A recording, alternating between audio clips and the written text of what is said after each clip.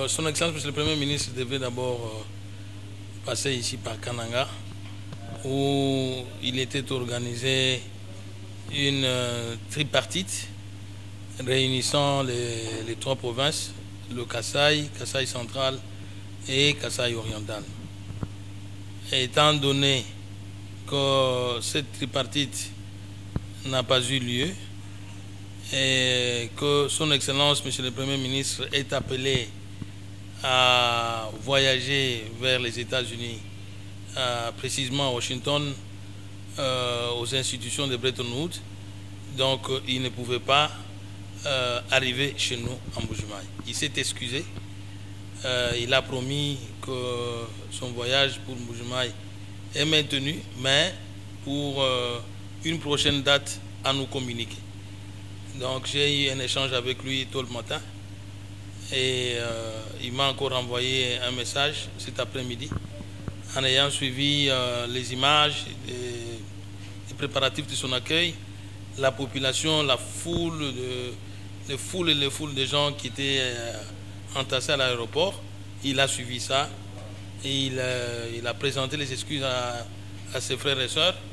Et il a dit dès son retour au pays, parce qu'il doit prendre son avion demain vers les États-Unis. Donc, dès son retour au pays, il fixera une date où il descendra chez nous en Mbuji-Mayi.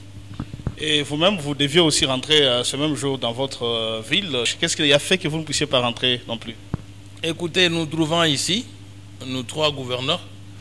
Je suis le doyen d'entre eux.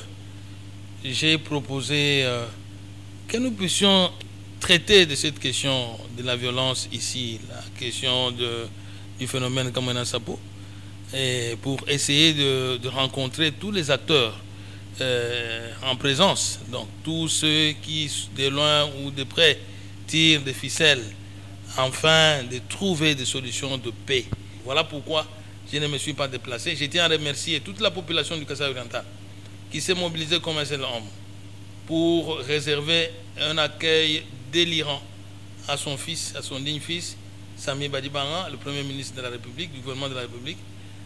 Et donc, il en est satisfait. Moi, votre gouverneur, j'en suis satisfait. Je tiens sincèrement à vous dire que je vous aime. Je vous aime parce que vous m'aimez aussi. Et donc, la paix, c'est une bonne chose.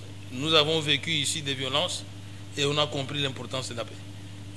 Alors, ceux qui n'avaient pas encore entendu le crépitement des arbres, ils ont entendu ça ici. Et nous avons compris pourquoi chez nous, quand nous avons la paix, il faut la maintenir, il faut la préserver, il faut la conserver pour le bien de nos populations. Voilà.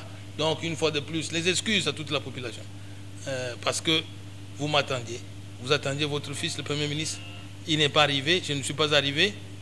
C'est pour essayer d'aider les autres, d'aider nos frères d'ici. Nous sommes le même peuple, nous parlons la même langue.